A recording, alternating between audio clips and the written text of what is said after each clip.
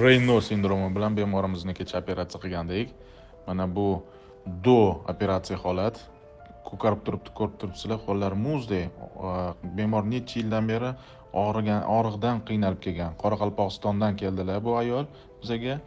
Ko'p yildan beri mana revmatologlarda kuzatuvda bo'lib, bizani Instagramda ko'rib qoptilar. Mana keldilar, murojaat qildilar, ko'rib tekshirib operatsiya qilib bo'ldik.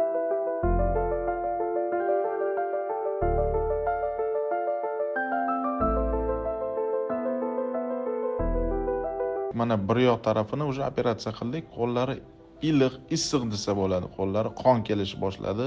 Ko'karishlar ketgan. Mana bularda sizlar ko'rganinglardek yara bo'lib ketmagan, tirnoqlar to'kilib, unaqa qorayib, nekroz bo'lib ketadigan daraja emas. Bular hali unaqa darajaga bormagan. Mana simpatiktomiya qilib, qon aylanishini yaxshilab berganmiz.